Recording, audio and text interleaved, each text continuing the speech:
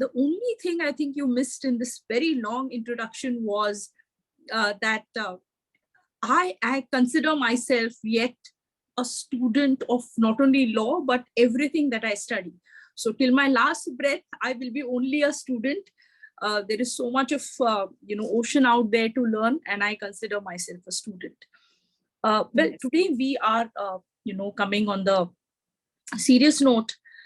We are dealing with a subject of electricity, but I cannot help myself and feel extremely envious of the fact that Bar Council of Maharashtra and Goa has come up with this novel scheme of lecture series under, I think, aegis of their program Judicial Services Career. We didn't have it at that point of time, and hence I said I'm quite envious. And I really commend this initiative and also commend all of y'all, particularly Mr. Patil, Mr. Desai, Mr. Jay Bhave, and the very, very enthusiastic, in fact, I would say that infectiously, enthusiastic Dr. Uday Varunjikar, because he has been, instrumental in, I think, coordinating with people and really sort of passionately ensuring that all of us, make it for the particular platform. So thank you, Bar Council of Maharashtra and Goa, for providing me this opportunity to interact with this, very, aspirants who are keen to naturally perform excellently at the ensuing examinations. So I think I should switch between English and Marathi. And I think that would be, a way of conversation, if that's okay with everybody. So I'll do that. And let us understand what this topic is about. So electricity, as we all know, is essentially a commodity we use every time. म्हणजे आपलं अस्तित्व विजेशिवाय आज आपण म्हणजे विचार पण करू शकत नाही, असं आहे की वीज आपल्या जीवनाच्या प्रत्येक गोष्टीत आपल्याला लागते. मग तो मोबाईल फोन असेल, रात्र झाली की तो दिवा असेल, टीव्ही असेल, प्रत्येक गोष्टीला आपल्याला आज वीज लागते. पण ही जी कमोडिटी आहे ही दिसत नाही, हाताळता येत नाही, आणि तरी पण आपल्या आयुष्याचा एक अविभाज्य घटक आहे. So it was necessary to have a legal framework for the purposes of stipulating how this commodity will be generated, how it will be supplied, and how it will be used. And for that reason, a new act came into force in 2003. आपल्याला त्या एनॅक्टमेंट कायद्याचं नावही माहिती आहे, electricity act 2003. परंतु याच्या आधी परिस्थिती एका मिनिटात मी सांगते, कारण ह्याच्यावरती आपल्याला कदाचित एमसीक्यू येऊ शकतो, की याच्या आधी आपल्या देशामध्ये 3 इतर ऍक्ट होते. आणि ते ऍक्ट कुठचे होते तर Indian electricity act 1910, electricity supply act 1948, आणि त्याच्यानंतर जवळजवळ 50 वर्षानंतर इलेक्ट्रिसिटी रेग्युलेटरी कमिशन्स ऍक्ट 1998. तर हे 3 ऍक्ट्स कॉन्सॉलिडेट करून या 2003च्या कायद्यामध्ये त्याचे वेगवेगळे काय म्हणतात त्याच्यातले न्यूएन्सेस, एलिमेंट्स आणले गेले. आणि एक्सपिरियन्स मध्ये जे जाणवलं गेलं की आपल्याला या गोष्टी नको आहेत किंवा आपल्याला या नवीन गोष्टी हव्या आहेत, या 2003च्या ऍक्ट मध्ये आणल्या गेल्या. तेव्हा प्लीज लक्षात ठेवा की 3 ऍक्ट रिपील झाले, ते हे 3 ऍक्ट होते, 1910चा, 48चा आणि 1998चा.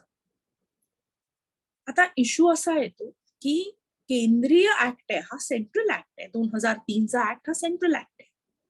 परंतु entry number 38 of the third list to schedule 7 of the constitution, म्हणजे concurrent list मध्ये इलेक्ट्रिसिटी पडत असल्यामुळे प्रत्येक राज्याला देखील मुभा आहे की they can have and they can legislate on this subject of electricity. आणि हे का महत्वाचं आहे तर आपण जेव्हा ऍक्ट बघू तेव्हा आपल्या लक्षात येईल की शेड्यूल मध्ये काही स्टेटचे ऍक्ट पण नमूद केले गेलेले आहेत. तर म्हणून मी ही दोन तुम्हाला महत्वाची गोष्ट सांगितली की एक आधीचे ऍक्ट कुठचे होते आणि कुठची एंट्री आहे 38वी in list 3 concurrent list of the constitution 7th schedule which is very very important to remember. आता हा 2003 चा कायदा हा याला प्रेसिडेंटची सही जी ऍसेंट आपण म्हणतो ही मिळाली 26/5/2003 ला. 2/6/2003 ला हा ऍक्ट गॅझेट मध्ये पब्लिश झाला पण तो अस्तित्वात आला नाही. त्याची अस्तित्वात येण्याची तारीख आणि ह्याच्यामध्ये एक इंटरेस्टिंग गोष्ट अशी आहे त्याची अस्तित्वात येण्याची तारीख अत्यंत वेगळी आहे आणि ती आहे 10/6/2003 आणि याला एक कारण आहे. या कायद्याच्या सेक्शन 1 सबसेक्शन 3 मध्ये असं नमूद केलं गेलं होतं आणि आपण आता तो ऍक्ट 1 मिनिट बघूया कारण I am conscious of the fact that Mr. Avinash Prabhune has done an excellent work of giving MCQs to you on the entire act. So I will only explain the nuances for the purposes of for the examination for you to understand basic concepts. And then it will be very easy for you to remember. So remember these 3 dates. One is 26/5/2003 when the act received the assent of the president. 2/6/2003 when the act was published in the official gazette, and 10/6/2003 when the act came into force. I'll just request Mr. Advocate Ravindra Chile to insert the act. Why I am showing you these 3 different dates, which is very, very important. Section 1(3) of the act says, and you won't find this kind of a provision in every act. You may find a notification to be issued by the government, but what happened here was slightly different.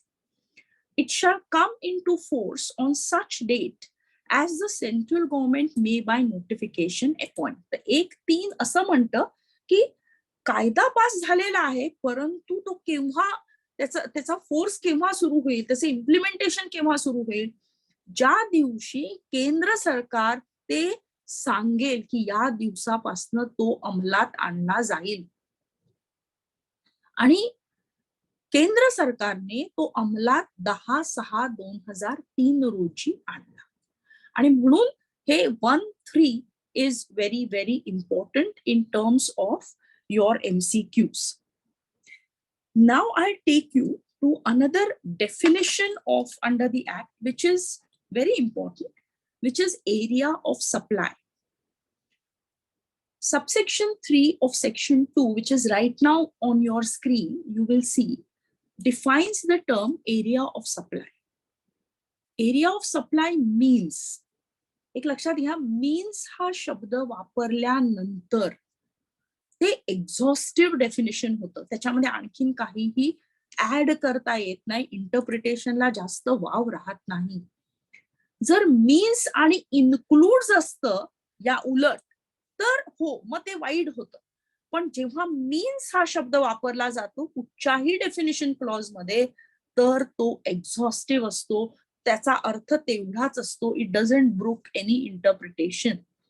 So section 2(3) says area of supply means area within which a distribution licensee is authorized by his license to supply electricity. So this area of supply is where the consumers will be situated or will reside or will have their factories if they are industrial consumers, or they will have commercial establishments if they have so. So area of supply of a distribution licensee may differ from another, may overlap with another. I'll give you an example. मुंबईमध्ये electricity act खाली आपल्याकडे किती distribution लायसन्सीज आहेत बघा. आपल्याकडे best undertaking आहे, आपल्याकडे Tata power company आहे, त्यांची एरिया ओव्हरलॅप होते. सबर्बन एरियामध्ये आपल्याकडे अडानी आहे आणि पुन्हा टाटा पॉवर कंपनी आहे. याशिवाय मुंबईचा एक छोटा भाग MSEDCL सुद्धा केटर करतं. तर ह्याच्यासाठी पॅरलल लायसन्सेस आणि इतर सिंग्युलर लायसन्सेस करता एरिया ऑफ सप्लाय अत्यंत महत्वाचं ठरतं. ह्याच्यानंतर दुसरा आपला मुद्दा येतो की या कायद्याखाली जनरेशन लायसन्स नाहीये. तुम्ही घरामध्ये बसून इलेक्ट्रिसिटी जनरेट करू शकता. जनरेशन करायला कोणालाही प्रायर परवानगी लागत नाही. But if you have to use the grid or you have to inject the power into the grid, then it is a different thing. So if I'm sitting here in my library and if I generate on my rooftop electricity, I can use it on my own. Generation is an unlicensed activity. Very important feature of the new Electricity Act of 2003. Me new हा शब्द वापरते कारण तो latest act म्हणून. आता तो act येऊन जवळजवळ आता 10 वर्ष झाली, पण मी न्यू हा शब्द म्हणून वापरते की आपल्याकडचे आधीचे 3 ऍक्ट आहेत आणि हा नवीन ऍक्ट आहे म्हणून. तर या जनरेशनला आपण एक शब्द वापरतो जेव्हा आपण स्वतः ते करतो, ते त्याला कॅप्टिव्ह जनरेशन म्हणतात. आणि आपण ज्या प्लांट पासून ते जनरेशन करतो त्याला कॅप्टिव्ह जनरेटिंग प्लांट म्हणतात. आता हे महत्वाचं का ठरतं, कारण ग्राहक कायद्याखाली जर समजा काही कंप्लेंट आली in terms of service, in terms of deficiency in electricity supply, तर as you are already aware, under the Electricity Act, the consumer definition is very wide.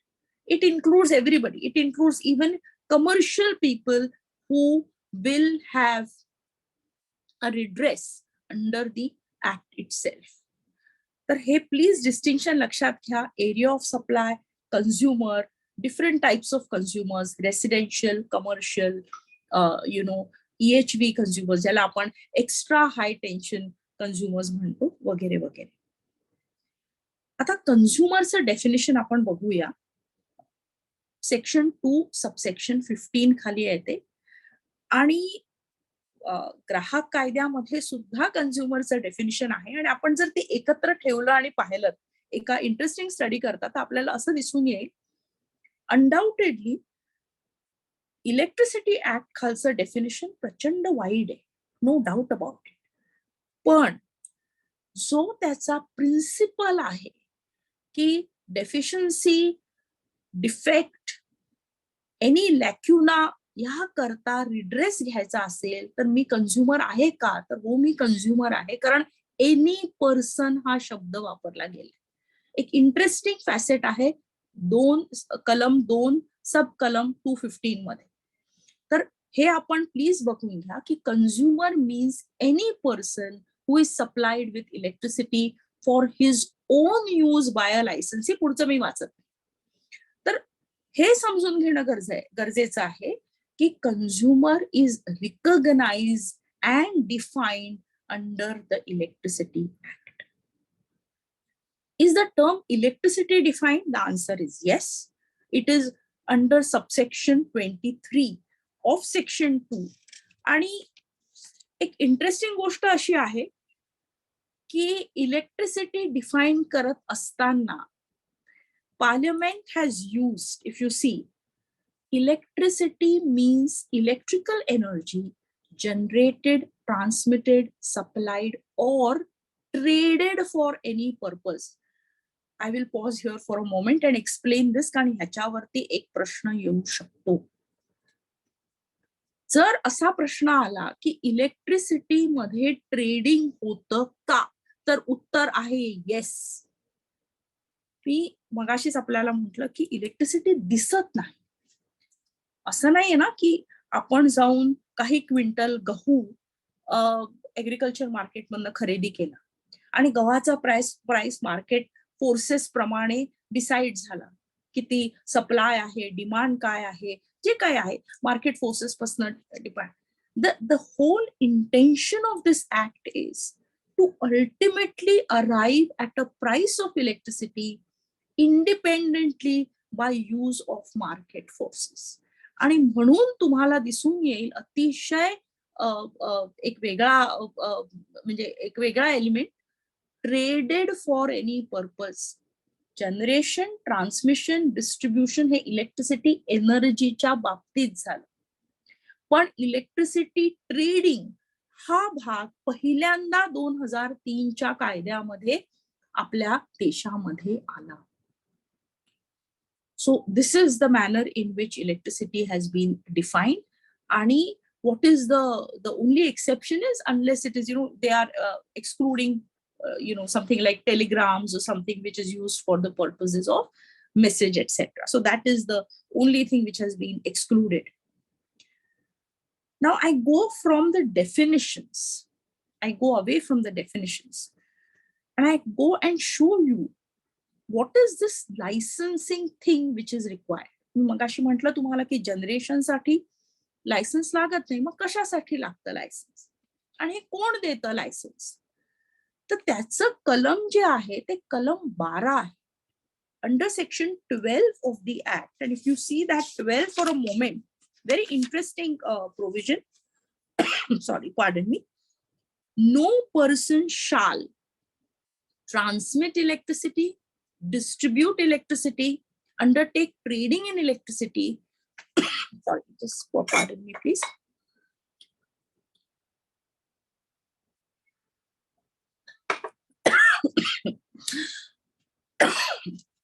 Unless he is authorized to do so by a license under the act.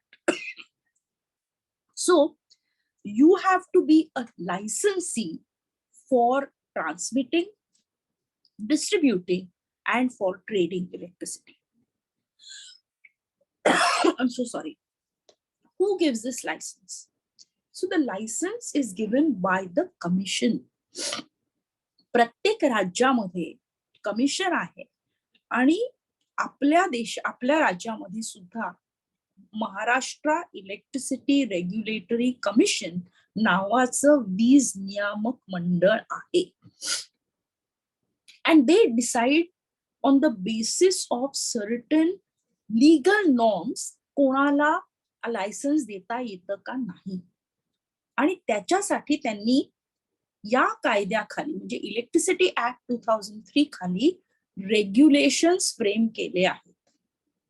Hey regulations are in the nature of subordinate legislation. I'll deal with that when we come to that particular part of the act. Now I go to one interesting aspect, and you have already had some MCQs on that, which is section 42, subsection 5 to 7. According to me, very, very important for all of you to consider and understand this provision. So let us just sort of go through that provision, very small, provision. What this provision actually does is, this provision provides for a redress mechanism. म्हणजे प्रत्येक ग्राहकाला जर काही जी काही वीज मिळते आहे त्या बाबतीत जर काही गाऱ्हाणं मांडायचं असेल तर त्याने कुठे जावं? तर parliament thought that let us create a simple forum, and this forum should be not even having advocates to argue on behalf of respective parties, whether it is distribution licensees or the consumers. So you have a forum created under section 42 subsection 5 of the act, आणि त्याला consumer grievance redressal forum CGRF असं नाव दिलेलं आहे. Distribution लायसन्सीला हे establish करायला MERC ने लावलेलं आहे. आणि ज्याला काहीही आपल्याला जी वीज मिळते त्या बाबतीत काहीही इश्यू असेल, काहीही कंप्लेंट असेल, ग्रीव्हन्स असेल, that person can definitely approach the consumer grievance redressal forum. It is a fact that by regulations, the MERC has not permitted advocates to appear for both the consumers as well as the distribution licensees in these proceedings. Now, whether that is contrary to the provisions of the Advocates Act is something which I'm sure BCMG will look into on a very lighter note, but that is the position as of today. आता प्रत्येक ग्राहकाला हे त्याचं गाऱ्हाणं मांडल्यानंतर जर समजा order झाली आणि तरी सुद्धा त्याचं काहीतरी आणखीन म्हणणं असेल तर त्यांना रिप्रेझेंटेशन करता येतं ऑम्बड्समनकडे. आणि ऑम्बड्समन हा कमिशन अपॉइंट करतं. नॉर्मली एखादी अशी व्यक्ती असते जिने इलेक्ट्रिसिटी इंडस्ट्रीमध्ये कित्येक वर्ष घालवली आहे आणि he is a very experienced person, she is a very experienced person in the field of electricity, and that person is able to address the grievances of the consumers. आता हे 42.527 खालचं जे मेकॅनिझम आहे हे totally consumer oriented mechanism आहे. Intention काय आहे की the consumer is the king. The consumer should receive redress. Here, please keep in mind for the purposes of your ensuing examinations that 42.527 is very important in terms of providing consumer redress. So you have CGRF at the first level and then a representation from, if you're aggrieved by an order of CGRF, with an entity called Electricity Ombudsman. Extremely crucial in terms of the Electricity Act. आपण थोड्या वेळापूर्वी मी म्हटलं की electricity आपल्या अस्तित्वाचाच भाग झाली. आपल्याला पाहिजेच इलेक्ट्रिसिटी, त्याच्याशिवाय आपण जगू शकत नाही. मग एक इंटरेस्टिंग प्रोव्हिजन पार्लमेंटने आणखीन त्याच्यामध्ये टाकलं आणि ते असं होतं की समजा एखाद्या व्यक्तीने एखाद्या डिस्ट्रीब्युशन लायसन्सीला ऍप्लिकेशन केलं की बाबा मला इलेक्ट्रिसिटी कनेक्शन हवं आहे. If that is so, then the distribution licensee is bound under section 43 of the Act to give a connection within 1 month of that application. Very important provision for your examination. It is section 43. So you please note this. 43.1 provides that you have to, that is a distribution licensee is mandated by law to give a electricity connection within 1 month of receipt of the application seeking supply. Now, there are certain provisos. I'm not going into that because that will not, I don't think that should trouble you in terms of, interpretation or something. But the fact therefore remains that the law mandates that everybody is entitled to electricity. So please note this 1 month period, very crucial. Now, there are certain exceptions from duty to supply, and that is provided under 44. Say, for example, poor आला, cyclones आले,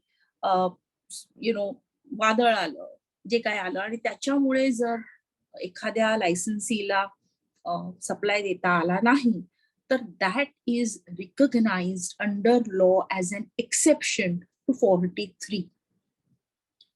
मग 43 ला काय म्हणलं जातं, म्हणजे त्याला काय nomenclature आहे, तर the nomenclature used is, please note this, universal service obligation, USO. 43 is a universal service obligation. 44 provides for certain exceptions. Now, when I get the electricity from an electricity utility, undoubtedly I have to pay for that electricity. आपल्याला सगळ्यांना माहिती आहे की प्रत्येक राज्यामध्ये वीज नियामक मंडळ आहे आणि सेंट्रल लेव्हलला सेंट्रल इलेक्ट्रिसिटी रेग्युलेटरी कमिशन देखील आहे. आता हे जे अप्रोप्रिएट कमिशन आहे, ह्यांना कायद्याखाली मॅन्डेट आहे की त्यांनी इलेक्ट्रिसिटीचं प्राइस डिटरमिन करायचं. आणि सेक्शन 45 म्हणतं की डिस्ट्रीब्युशन लायसन्सीला काहीही झालं तरी वीज नियामक मंडळाने नेमून दिलेलेच रेट्स लावावे लागतील. फार महत्वाचं आहे. या कलमाचं जे टायटल आहे ते असं आहे, पॉवर टू रिकव्हर चार्जेस. आपण हे कलम वाचून घ्या, फार महत्वाचं आहे. कुठच्याही ग्राहक संबंधी केस मध्ये हे जाणून घेणं अत्यंत महत्वाचं आहे की डिस्ट्रीब्युशन लायसन्सी चार्ज करायची पॉवर कुठून येते, आणि ही पॉवर येते 45च्या अंडर, त्यांना मुभा आहे. आणि हे जे रेट्स आहेत, हे सर्व रेट्स वीज नियामक मंडळ ते डिटरमिन करतं. ते कसं डिटरमिन करतं आपण त्याच्यात 2 मिनिटात बघू. तर हे 46 खालचं जे काय म्हणतात प्राइस फिक्सेशन आहे, हे पॉवर डिस्ट्रीब्युशन लायसन्सीचं आहे. आता मी वळते सेक्शन 50 आणि 56 कडे. अगदी छोटे कॉमेंट्स, कारण मी आय एम कॉन्शियस की mister Prabhune has done excellent job in giving you MCQs on 50 and 56. 50 बाबतीत मी एवढंच म्हणेन की इलेक्ट्रिसिटी सप्लाय कोड जो 21 साली नवीन जो आलेला आहे MERCचा, तो आणि स्टँडर्ड ऑफ परफॉर्मन्स ज्याला आम्ही SOP म्हणतो, हे अमालगमेट झालंय लेटेस्ट कोड मध्ये. हा कोड MERCच्या वेबसाईट वरती सगळे रेग्युलेशन सगळं काही असतं ते आहे. हा कोड आपण जरूर डोळ्याखालनं नजरेखालनं घालावा. त्याच्यामध्ये छोट्या छोट्या गोष्टी आहेत, किती दिवसात वीज मिळायला पाहिजे, वीज मिळाली नाही तर किती पैसे पेनल्टी बसू शकते, वगैरे वगैरे. सो दिस इज सेक्शन 50 आणि I won't dwell on it much. 56 I will only dwell on it for a little while. आणि एक इंटरेस्टिंग पॉइंट आपण मागच्या लेक्चरमध्ये आपण नोट केलं असेल की आपल्याला सांगितलं गेलं होतं, प्रभुणे साहेबांनी अतिशय छान सांगितलं होतं की हल्लीच सर्वोच्च न्यायालयाने नवीन जजमेंट मध्ये, जे Kerala, the lead matter was from Kerala, आणि त्याच्यामध्ये असं म्हटलंय की स्टॅच्युटरी जर काही म्हणजे कायदा असेल, रेग्युलेशन असेल, जेणेकरून प्रिव्हियस ओनरचे समजा ड्यूज असतील, चार्जेस असतील त्या प्रिमायसेस वरती इलेक्ट्रिसिटी संबंधित, तर ते लायसन्सी नवीन ओनर कडनं रिकव्हर करू शकतं. तर ह्याच्या बाबतीत मी एकच तुम्हाला सांगू इच्छिते, आणि हे प्लीज नोट करा. हे रेग्युलेशनचा नंबर आहे regulation 12.5. Regulation 12.5 is in respect of MERC, Electricity Supply Code, and Standard of Performance of Distribution Licenses, including Power Quality Regulations 2021. 12.5 खाली power आहे to recover charges from the previous owner. So, which also means that if any of you are going to take premises, besides checking the title deeds, also ensure that you check the electricity bill and ensure that you have a paid electricity bill. But this judgment has recently come where the Supreme Court has upheld the right of distribution licensees to recover charges, almost like a charge on the property. So please note this. Now I come to the crucial part of Electricity Act, and which I'm saying crucial from the point of view of consumers, from the point of view of Consumer Protection Act as well, which is price fixation. Now, when we speak of price fixation, all of you will know one thing, and you will agree with me, that the price of any commodity, determining that, is a legislative function. ह्याच्यामध्ये hearing नसतं की बाबा या ग्लासची किंमत काय असावी बरं, ह्याच्यासाठी hearing लागत नाही. प्रत्येक जो जनरेटर मॅन्युफॅक्चर आहे तो डिसाइड करतो की बाबा हे असेल आणि हे करावं. परंतु इलेक्ट्रिसिटीच्या बाबतीत, आणि हे प्लीज तुम्ही नोट करा कारण हा एक वेगळा मुद्दा आहे, इलेक्ट्रिसिटीच्या बाबतीत जेव्हा प्राइस डिटर्मिनेशन होतं, ज्याला इलेक्ट्रिसिटी पार्लन्स मध्ये टॅरिफ डिटर्मिनेशन असं म्हणतात. टॅरिफ हा शब्द कुठेही या कायद्यामध्ये डिफाईन सुद्धा झालेला नाही, पण टॅरिफ डिटर्मिनेशन म्हणतात. याच्यासाठी ग्राहकांचं हिअरिंग घेणं कंपल्सरी आहे. आणि ते provision, very interesting provision, is under section 64 subsection 3 of the act, and MCQ can come on this. So section 64(3) is a very rare provision. It is right before you, which says the appropriate commission shall, within 120 days from receipt of the application under subsection 1, and after considering all suggestions and objections received from the public. You will rarely find that for price fixation of a commodity, you have a hearing. It is not a adjudicatory proceeding, and yet it is a hearing. If you look at judgments of the apex court, right from Cyanamide India and all that, you will find that it has been consistently held that price fixation साठी principles of natural justice don't apply. Here is an exception. Please note this exception, and therefore every tariff order will have a public hearing under section 64 subsection 3 of the act. When the appropriate commission, म्हणजे आपल्याकडे MERC, when they decide the tariff, when they determine the tariff, they do so after applying the tariff principles under sections. Two sections may be noted for this. One is 61 and the other is 62. Please note it. So the procedure is under 64. But the determination of tariff is under 62. The principles, that is the tariff regulations, are under 61 of the act. आता हे करत असताना 62 खाली एक अत्यंत interesting provision असं आहे, कारण normally we should have a situation where we should say that सगळ्यांना इक्वली वीज नियामक मंडळाने कन्सिडर करून टॅरिफ डिटर्मिन करायला पाहिजे. We are all on the same equal footing.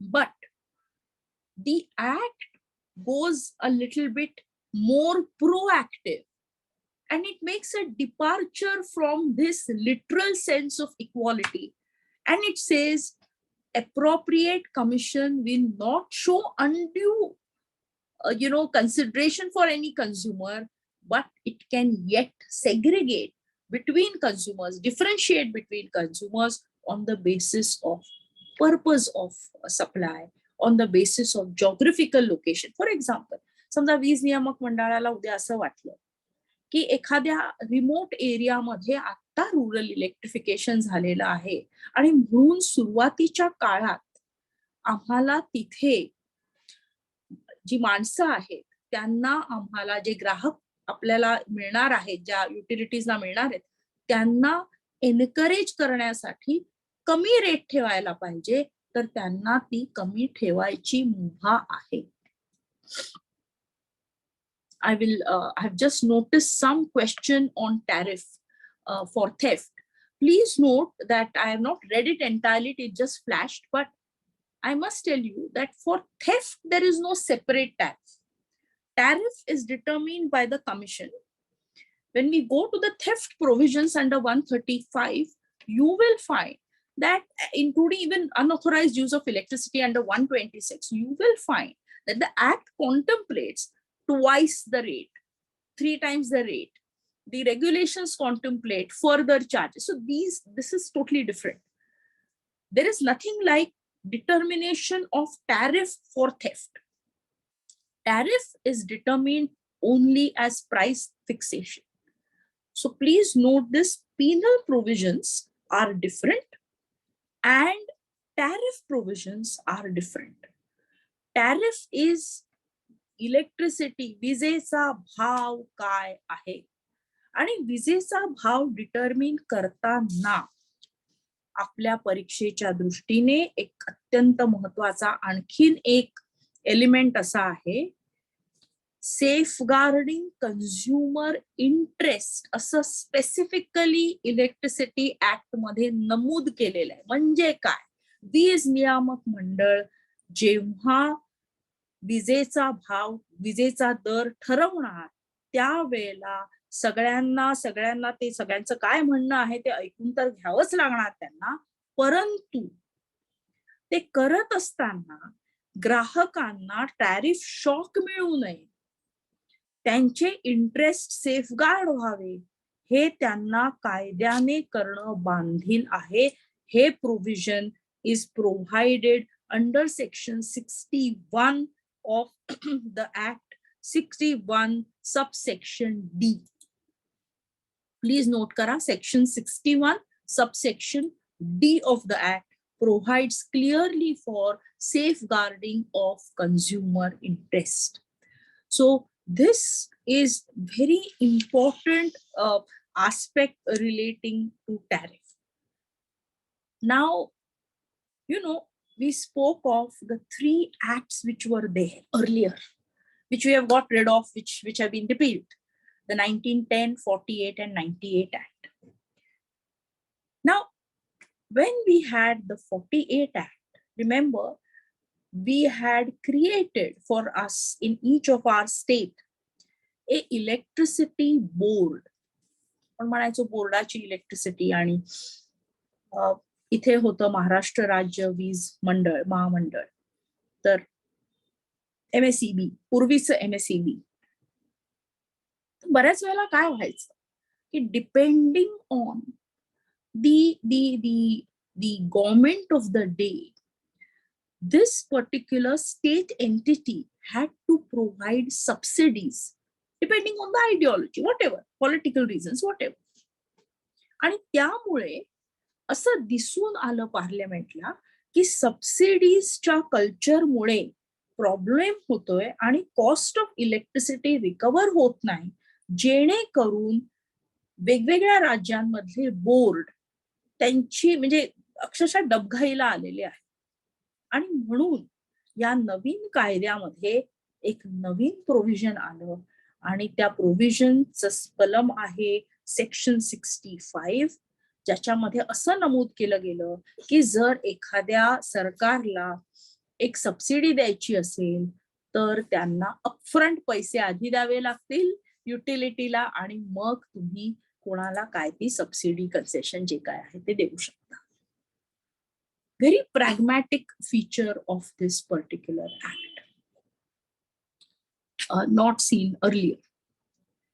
Now I come to one more important provision, which is section 66, which is development of market. मी मगाशी म्हटलं तुम्हाला की जरी वीज नियामक मंडळ वगैरे आज डिटर्मिन करतायत, म्हणजे इलेक्ट्रिसिटीचा दर ठरवतायत, परंतु पार्लमेंटचं एंडेवर असं आहे की ultimately market forces should determine various come together and determine the market for electricity.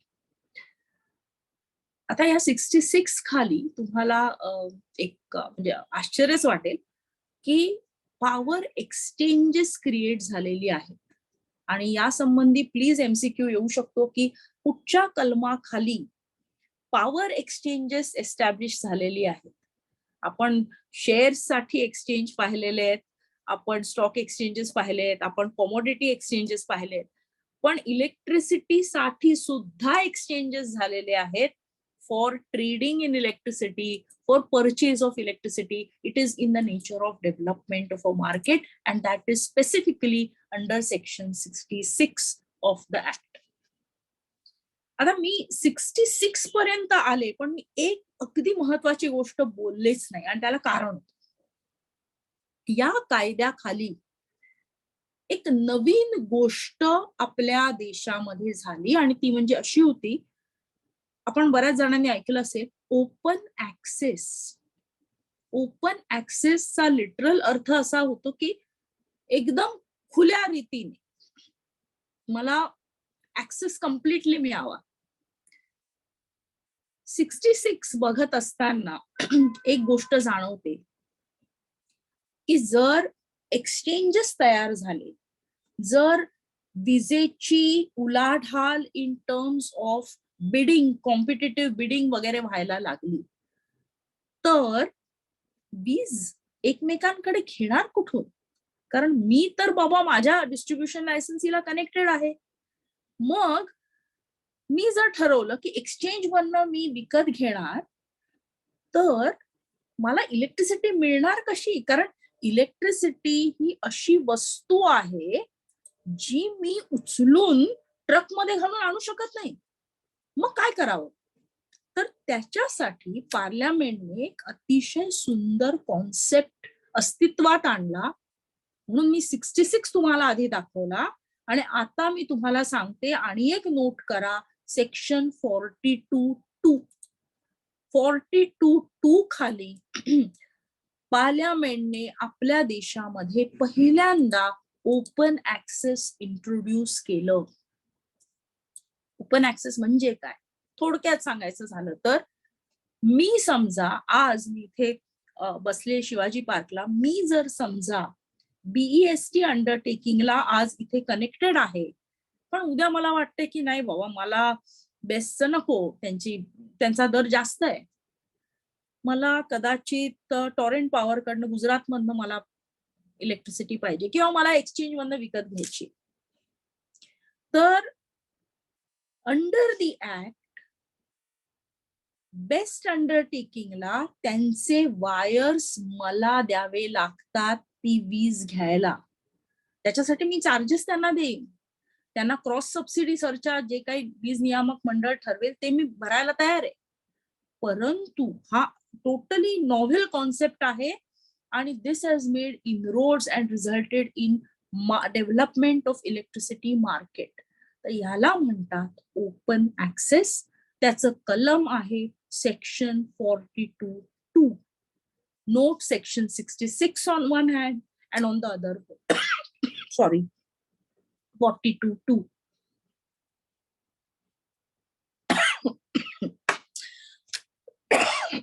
Sorry, pardon. तर हे झालं market force. Sorry, I am so sorry. So हे झाले मार्केट फोर्सेस, आणि मार्केट फोर्सेस डेव्हलप होण्यासाठी ओपन ऍक्सेसचा हा भाग पार्लमेंटने तयार केला. So understand, generation is delicensed. Section 12 very important. Section 42(5), 42(5) to 7 consumer redress introduced. Section 42(2) open access. 61, 62, and 64, 64.3 for the purposes of public hearing of tariff. Consumer is the king under the Electricity Act.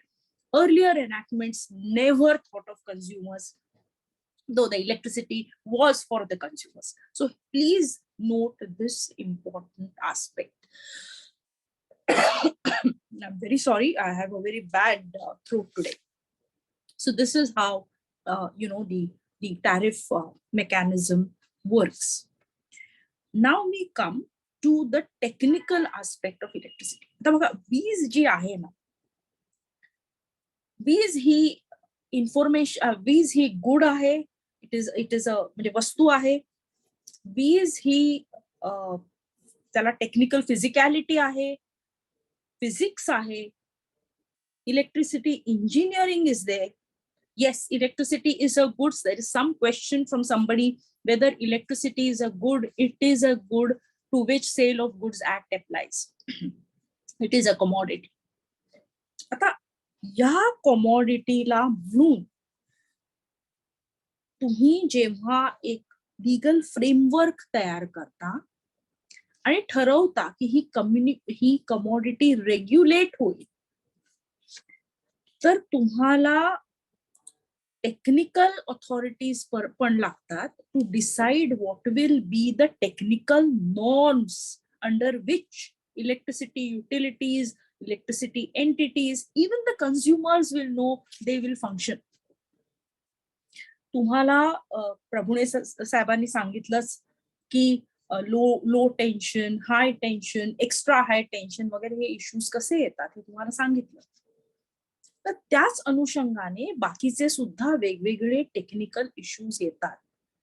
या संबंधी या कायद्याखाली एक यंत्रणा उभी केली गेली आणि त्याचं नाव आहे central electricity authority. It is constituted under section 70 of the act. Please note this, 70 खाली central electricity authority functions, and its functions are enumerated by the parliament under section 73 of the act. So if a question comes, following are the authorities who decide the technical standards. Dash is the authority which decides the technical standards. Your answer will have to be Central Electricity Authority. Please see 70 and 73 of the act. Now I come to the regulatory commissions. जसं मी मगाशी म्हटलं की there is a Central Electricity Regulatory Commission, and at the state level you have the State Electricity Regulatory Commissions. But what is important is that the Central Electricity Regulatory Commission deals with specific aspects under 79. They do not have an interface, so to speak, with distribution licensees. In their adjudicatory role, yes, but mainly for the purposes of consumer protection.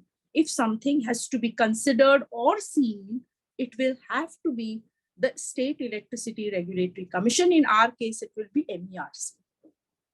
Now, MERC is not established, please note this, is not established under 2003 Act. It was established under the 1998 Act, and it came to be established in 1999. So this is most crucial, that it is established prior to this Act, but under section 82 of the Act, MERC continued to function as a State Electricity Regulatory Commission for Maharashtra. Maharashtra राज्यात वीज नियामक मंडळ आधीच्या act खाली होतं, जो repeal झाला, पण कलम 82 खाली MERC has continued to function as the regulator. Now, we have seen the role of the regulator already. As I explained to you, they will determine the the tariff, which is the most important function they perform. But they also do various other functions which may not sort of trouble you much, but only to one limited extent. They adjudicate also.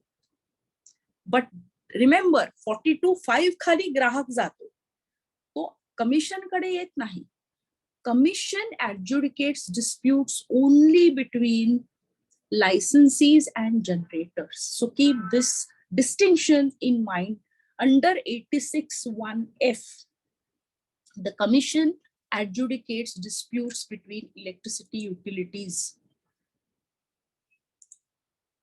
It does not deal with consumers directly. The only exception is the open access. So if a distribution licensee denies open access to a consumer, that consumer can definitely go to the State Electricity Regulatory Commission. Now, the functions of the State Electricity Regulatory Commission are enumerated in section 86 of the Act. Very important. आणि 86(1)(a) खाली tariff determine होतो. जरा please बघा आपण. आणि interestingly इथे मी एक आपल्याला सांगू इच्छिते, आणि आपल्या MCQ साठी हे लक्षात ठेवा, कन्फ्युजन होता कामा नये. जनरेशन लायसन्स लागत नाही, डी लायसन्स्ड आहे, परंतु जनरेटरचं टॅरिफ 86(1)(a) खाली कमिशनच डिटरमिन करत. दोन वेगळ्या गोष्टी आहेत. त्यामुळे इथे एक ट्रिकी क्वेश्चन येऊ शकतो की सॉरी, जनरेटरचं टॅरिफ डिटरमिन होतं का नाही कमिशन कडनं, तर आन्सर इज येस. जनरेटरला लायसन्स लागतं का नाही, आन्सर इज नो. तर हे प्लीज हा भाग लक्षात ठेवा. 86(1)(a) is very clear. All the entire tariff under the Electricity Act needs to be determined by the commission. तर समजा कमिशनने विजेचा दर ठरवला, पण मला त्या बाबतीत तक्रार आहे, माझी तक्रार आहे. तर under the Electricity Act, tribunal was created under section 110. We have a tribunal functioning at Delhi right now. Though it was contemplated it will have benches across the country. आजपर्यंत फक्त दिल्लीला आहे.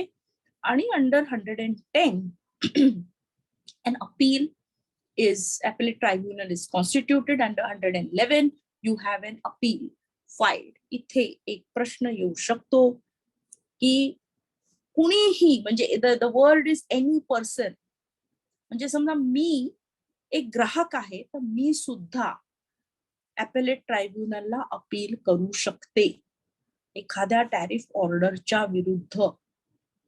सो the word, please note, very interesting use of the word, any person aggrieved by an order made by an adjudicating officer under this act, except 127, that is unauthorized use of electricity, or an order made by appropriate commission under this act may prefer an appeal. So a very wider scope for filing appeal under Electricity Act is provided to this specialized tribunal. Now, after the tribunal, what comes is 125, and I will draw your attention to that part of 125 which I think needs to be pointed out to you. 125 चं wording जर आपण पाहिलं तर आपल्याला दिसून येईल की हो, सुप्रीम कोर्ट म्हणजे सर्वोच्च न्यायालयाला एक फर्दर अपील जरूर प्रोव्हाइड केलेला आहे, पण त्या अपीलची मुभा जी आहे ती बऱ्यापैकी कमी आहे. म्हणजे काय मला म्हणायचं मी सांगते तुम्हाला. Appeal which is provided to Supreme Court would be on the grounds which are akin, which are similar to grounds for an appeal under section 100 of CPC. म्हणजे काय तर appeal under 125 will only lie on substantial questions of law. Please note this. There can definitely be an MCQ whether an appeal to the Supreme Court is a statutory appeal and it's merely an appeal which can be filed, or is it something which has some limitation? So that limitation is definitely inherent in it. It is an appeal which can be filed only if grounds which are substantial questions of law are raised, which are similar to Section 100 of CPC. So please note this. Every person or every entity cannot rush to Supreme Court. You have to have a substantial question of law. आणि त्याच्यासाठी time पण दिला गेलेला आहे आणि तो आहे आपल्या पुढे आहे आता. You have to file it within 60 days and a further period of 60 days is provided for condonation under the proviso to that section. Remember, a proviso to a section is always an exception to that provision, and therefore that proviso is the excess period is inserted by way of a proviso. That is 125 for it. Now 126 of the Act deals with unauthorized use of electricity. You have already done substantial, you have already been substantially told about it as I have been acquainted. You have dealt with 135, which is also theft. So that is one thing which does not come within the purview of the Consumer Protection Act. Keep that in mind.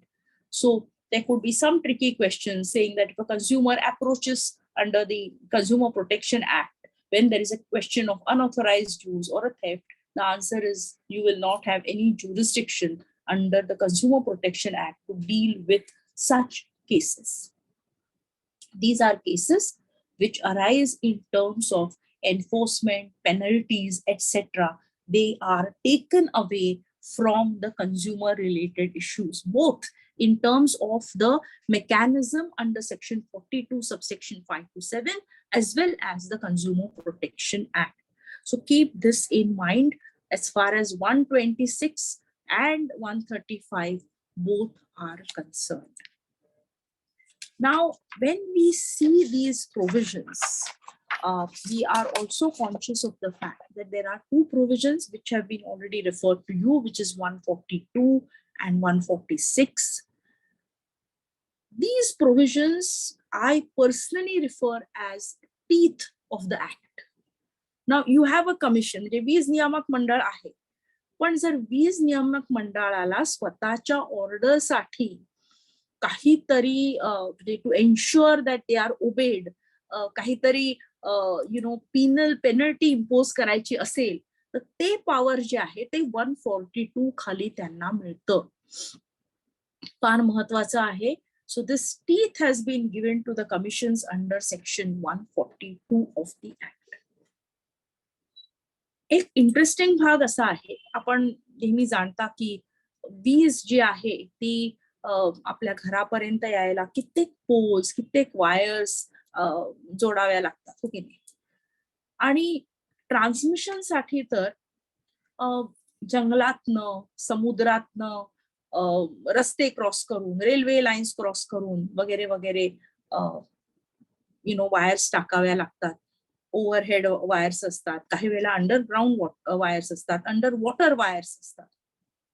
तर ह्या सगळ्या गोष्टींमध्ये problem होऊ शकतो, कारण property बऱ्याच जणांची असते, काही वेळेला सरकारी असू शकते, परंतु ती एन्व्हायरमेंट मिनिस्ट्रीच्या अखत्यारीत येत असते. खूप कन्सेंट, सँक्शन्स वगैरे वगैरे येतात. आणि ह्याच्यातनं मार्ग काढायला आणि इलेक्ट्रिसिटीचं पेनिट्रेशन लवकर होण्यासाठी एक मार्ग शोधला गेला आणि तो होता section 164. Please note this, section 164 is very important. It confers the powers of a telegraph authority on the utilities if the appropriate government issues a notification conferring those powers, which means in certain cases you do not need the consent of an owner. You may have to, of course, pay the compensation, no doubt about it. but you may not need consent of the owner. So this provision is under 164. Please note it. This is a distinct provision. Telegraph authorityच्या powers, electricity utilities ना या dimming legal फिक्शनने confer झालेले आहेत. ते 164 कलम 164. आता आपण हे जाणून घेतलंय की आपल्या राज्यामध्ये महाराष्ट्र राज्य वीज नियामक मंडळ आहे आणि तसंच इतर राज्यांमध्ये पण असणार, कारण section 82 applies across the board. तसंच युनियन टेरिटरीमध्ये असणार. काही ठिकाणी युनियन टेरिटरीज लहान आहेत तिथे जॉईंट कमिशन्स पण आहेत.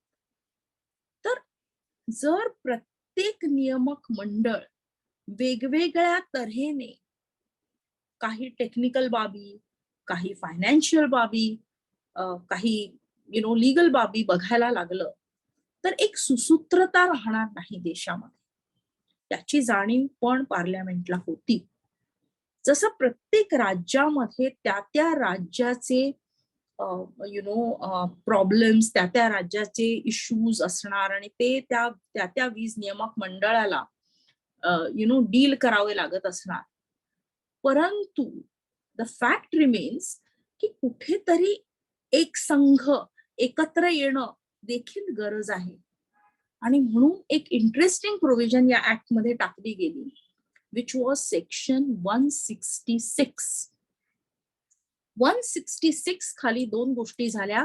एक म्हणजे कोऑर्डिनेशन फॉरम तयार केलं गेलं केंद्र सरकारकडनं.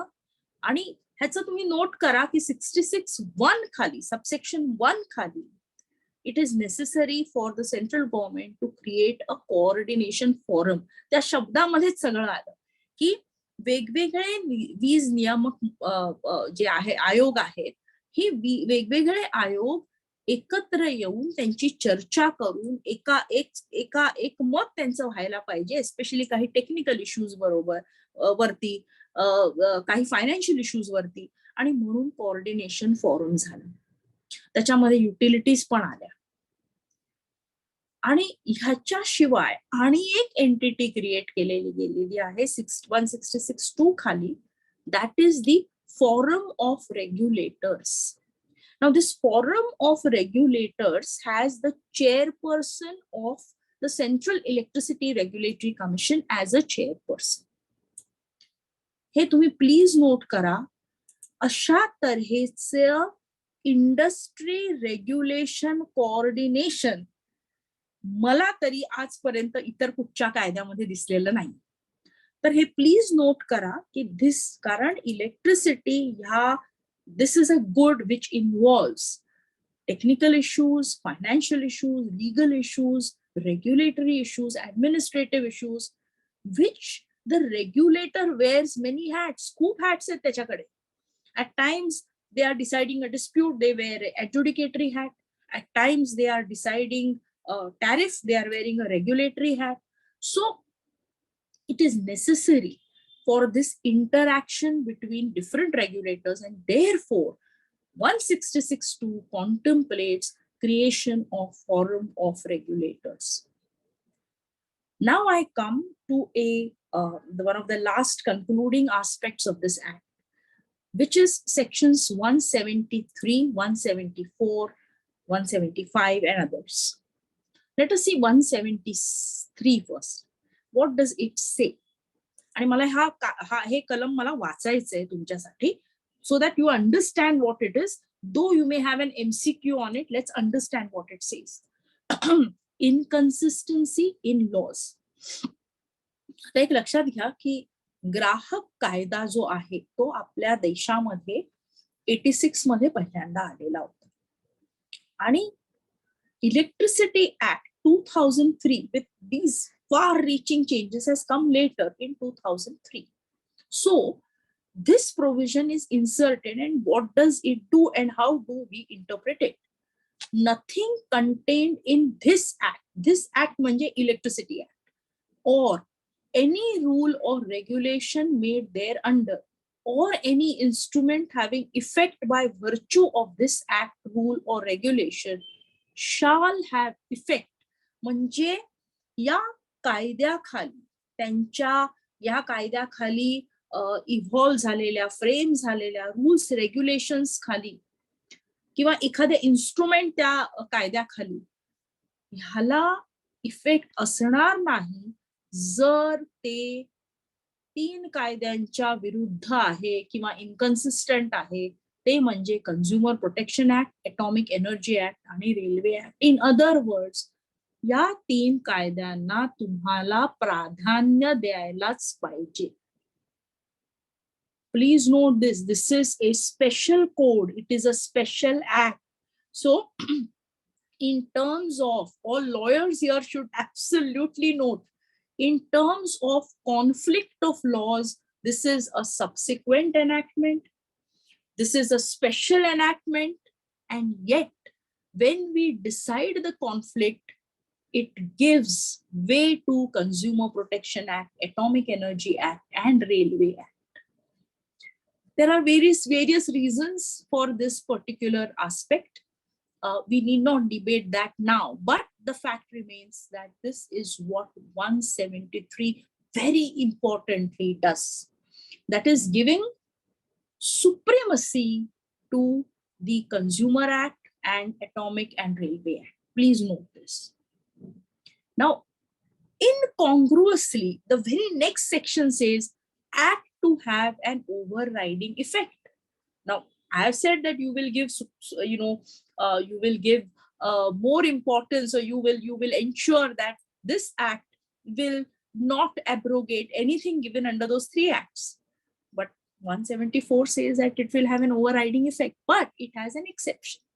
So they say, save as otherwise provided under 173, you will have an overriding effect. So 173 and 174 are absolutely harmonious in their interpretation. Very important for your examination.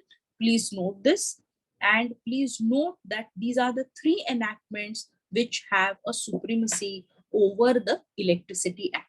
The Parliament, in its wisdom, has thought to keep it that way. In terms of 175, please note that you will find similar provisions in various enactments, that this is in addition and not in derogation. Ata 176 किंवा 181, all these provisions are provisions which deal with the rule or the regulation making power of central government, of state government, of Central Electricity Authority. We saw that under section 70 dealing with technical issues, CERC and SERC. In our case, MERC. Maharashtra, Maharashtra राज्य वीज नियामक आयोग. तर 181 खाली किंवा 176 खाली हे जे provisions आहेत rules आणि रेग्युलेशन्स करायचे, हे का लागतात हे प्लीज समजून घ्या.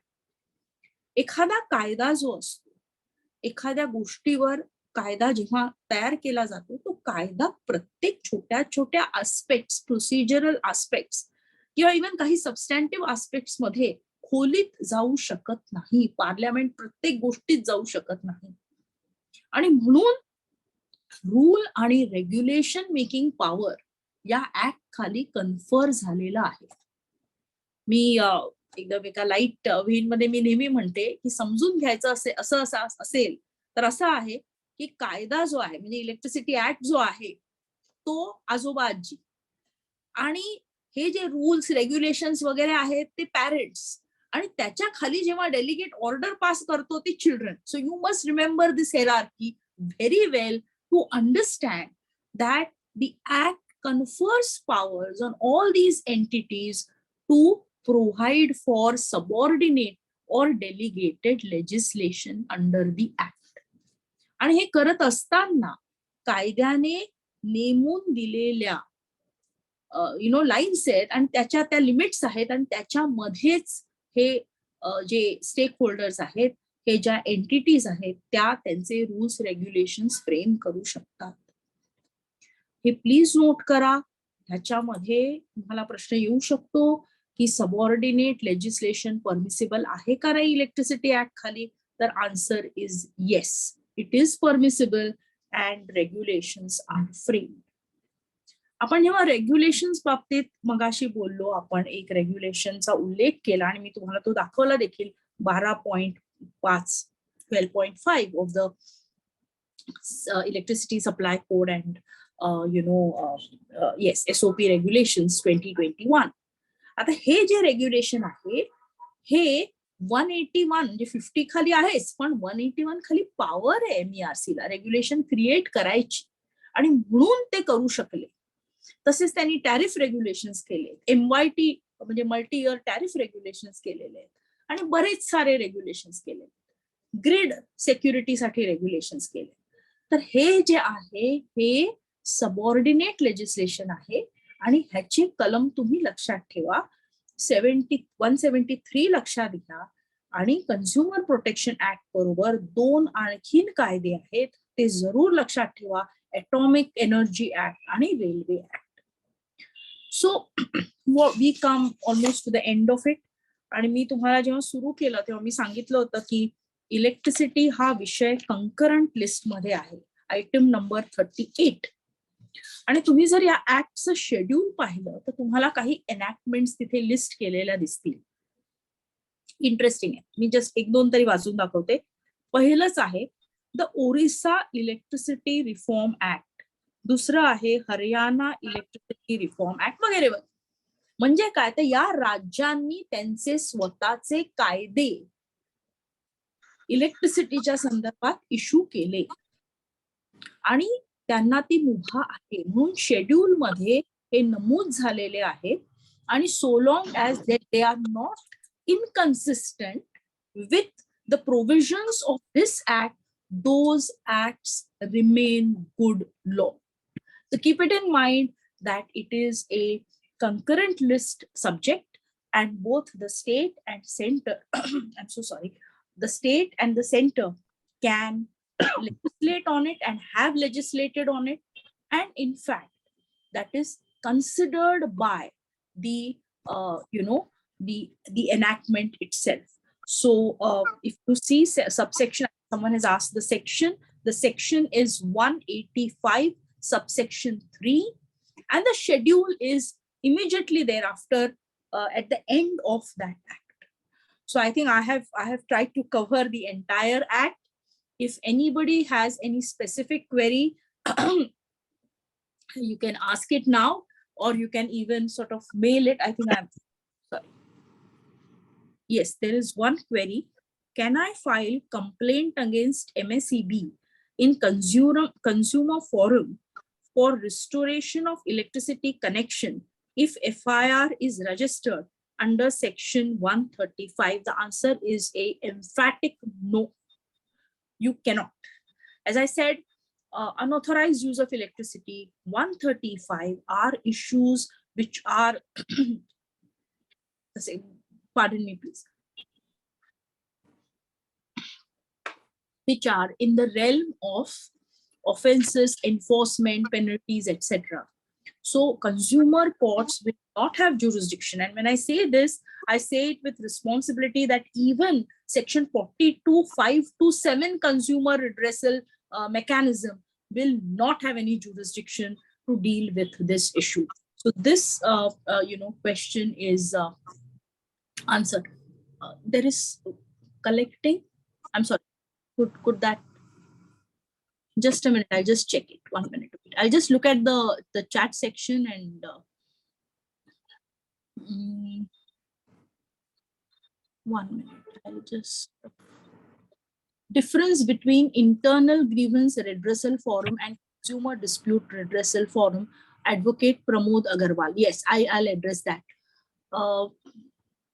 Yes. So, Mr. Agarwal, internal grievance redressal forum was a mechanism prior to the new regulations which came in 2021. And what it contemplated was that every distribution licensee for its consumers will create internally, म्हणजे त्यांचे स्वतःचेच officers बसतील, आणि internal पहिलं जी तक्रार असते ती ग्राहकाची ती त्यांच्याकडे जावी, असा एक इंटेन्शन होता. आणि ते इंटेन्शन फार चांगलं होतं जे MERC ने तयार केलं. आणि हे 42(5) खाली होतं. आणि त्यांचं म्हणणं असं होतं की ग्राहकाला need not run from pillar to post. त्यांनी ज्या डिस्ट्रीब्युशन लायसन्सीच्या विरुद्ध त्यांना काही तक्रार असेल तिथेच त्यांनी जावं. पण somehow this internal grievance redressal forum did not work properly. That did not give us good results. And the data came in, and therefore, after that, the commission has now amended the regulations. We do not have internal grievance redressal forums at all now. You only have consumer grievance redressal forum, which has one person from amongst the consumers, one member of the utility, and one member appointed by the commission. Technically, all are appointed by the commission, but the choosing is like this. The composition is like this. So the intention is to create an independent body which will redress the grievance. Ata lakshat घ्या, I'm giving you, because you asked this interesting question, let me answer one more thing to you. Though that will not come in your, I'm sure it won't come as the next MCQ, but I should tell you this. Does it mean that if I'm a consumer and I have some issue with my supplier and I go under 42(5) and I seek relief, but I don't get any monetary compensation because I have not paid for it, can I then go under the Consumer Protection Act? What is everybody's answer here? I would like to have an answer from someone. Can someone answer? I, Deepa Chavan, I have an issue with supplier. I go under 42(5) to redress that issue. It may be, disconnection done, whatever. So I go immediately under 42(5). I get my electricity restored. Now, can I also go under Consumer Protection Act? Can someone answer? Yes, someone has answered correctly. Anupama Date. Yes. Yes, you're right. You're right. Someone else has also answered correctly. Yes. So absolutely, you're right. So the thing is, why is 42(5) to 7 even created if there is a Consumer Protection Act? And 173 says Consumer Protection Act will have a overarching overbearing over Electricity Act. The answer is electricity हा माझ्या अस्तित्वाचा अविभाज्य भाग आहे. त्यामुळे मला immediate redress पाहिजे असेल, जर माझा डिस्कनेक्ट चुकून झालेला आहे सप्लायर कडनं आणि मला ग्रीव्हन्स असेल त्या बाबतीत, म्हणून 42(5) खाली ही मशिनरी क्रिएट झाली आहे. आणि म्हणून इथे त्या दिवशी जसं तुम्हाला प्रभुने साहेबांनी सांगितलं, सेग्रेगेशन नाहीये. कमर्शियल कंझ्युमर पण येऊ शकतो, प्रत्येक कंझ्युमर येऊ शकतो, एनी पर्सन कॅन कम. कारण इलेक्ट्रिसिटी नसेल तर माझं जगणं किंवा माझं चरितार्थ सगळंच ऍडव्हर्सली अफेक्ट होऊ शकतं. म्हणून 42(5) खाली एक मेकॅनिझम आहे. परंतु जर माझं ते रिड्रेस झाल्यानंतर मला जर समजा असं वाटलं की नाही, मला ही डेफिशियन्सी होती आणि मला I want to still go and I want to pursue my remedy under the consumer protection act, I can do it. And that answer is 173 shows me the way. Not done many times because you normally end up having all your prayers under one basket. So I really hope that someone does it at some point of time. But I have been a student and have been looking at these provisions and I found it interesting, and I still feel that at some point of time this jurisdiction will still remain because of the wording of 42(5). But I'm happy that many of you all have interpreted 173 correctly. Very good. So very, very happy about it. So if there's anything, you can get in touch with me. Your exams are nearby. And remedy against section 135 for consumer. Look, remedy against 135. 135 is theft. So when there is a theft, it is an offense. There will have to be evidence. The matters will proceed in court. It would be like a proceeding. So if you feel that 135 is wrongly invoked by MSCDCL, you will have to then undoubtedly present your case against MSCDCL appropriately. You can't have remedy under 42(5) or under the Consumer Protection Act. You can't have a summary remedy in that sort of a situation. So that is one thing. In fact, you can check out one interesting judgment of the Supreme Court. It is Sitaram Rice Mills. I'll just ask Advocate Ravindra Chile to share it with BCMG, and they can a couple of judgments, and we'll mail it to you immediately by tomorrow morning, and you all can have it. So not an issue. Theft will be prosecuted before judicial magistrate, and yes, all the entire provisions. What has happened is there was a contemplation in the act in terms of creating special courts, but in some cases the government notifications, I think more so in UP than in other states, have been that the existing machinery has been used. So yes, the act contemplated creating possibly some people with experts, but the regular machinery has been used. I can't deny that has been done. So thank you very much, and for a very patient hearing. If there's anything more, I would request you to just mail it to me to BCMG. I'm having a little bad throat, so please mail it, and I will definitely respond to everybody. And wish you a very wish you best of luck for your exams, and I'm sure all of you all will do well. Thank you so much. Thank you. Namaste. Thank you. Thank you, Deepa Chavan, madam. Before Advocate Sujata Jadhav, our coordinator, takes over and proposes a vote of thanks, I thought I should intervene and immediately convey we are really, really grateful. For all those participants, I must convey that Advocate Deepa Chavan is one of the leading lawyer in the Bombay High Court, and apart from that, she is a subject expert. Despite that, she has spared her valuable time and came here. One more announcement: tomorrow we are having a lecture which will be on general knowledge and current affair.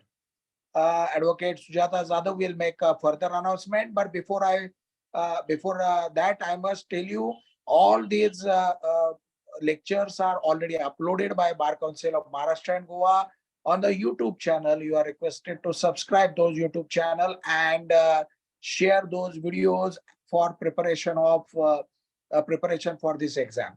With this, once again, I am really thankful, and let us return back to Advocate Sujata Jadhav, coordinator. Thank you. Thank you for your kind sentiments. And I must tell you, though, that as I said earlier, I don't know whether you were that time logged in, I said your passion for roping in everybody is quite infectious. That's what I said, about you. So that's how it is. Yes. Thank you for the kind word. Thank you. Rightly said, madam. For this series, sir is the main motive. And thank you, madam. आदरणीय Chavan madam, आपल्या आजच्या अमूल्य मार्गदर्शनासाठी मी महाराष्ट्र आणि गोवा वकील विधिज्ञ परिषदेमार्फत आपले सदस्य आभार व्यक्त करते. आपण वेळात वेळ काढून सर्व परीक्षार्थींना केलेल्या मार्गदर्शनाचा त्यांच्या परीक्षेच्या दृष्टिकोनातून नक्कीच उपयोग होणार आहे. वीज कायदा 2003 च्या सर्व तरतुदी आपण अगदी सहज, सुंदर व सोप्या भाषेत समजावून सांगितल्या. अतिशय क्लिष्ट असलेला हा विषय आपण इतक्या सहज घेऊन गेलात की सर्वजण त्याच्यामध्ये खिळून गेले. मी आपणास पुन्हा एकदा शतशः धन्यवाद देते. आणि उद्या जनरल नॉलेजच्या टॉपिक वरती प्रोफेसर हर्षद कराड यांचं आपणास मार्गदर्शन होणार आहे. 40 मार्काचा जनरल नॉलेज पेपर मध्ये विचारलं जाणार आहे. ते MCQ 40 मार्काचे असणार आहेत. त्याच्यामुळे फार महत्वाचा विषय आहे. तर मॅक्झिमम पार्टिसिपेंट्सने जॉईन व्हायची मी रिक्वेस्ट करत आहे. And with this I conclude today's session with the permission of our chief coordinator and mentor, Advocate Dr. Vijay Varujikar sir. Host kindly conclude the session. Thank you, ma'am. Once again, thank you.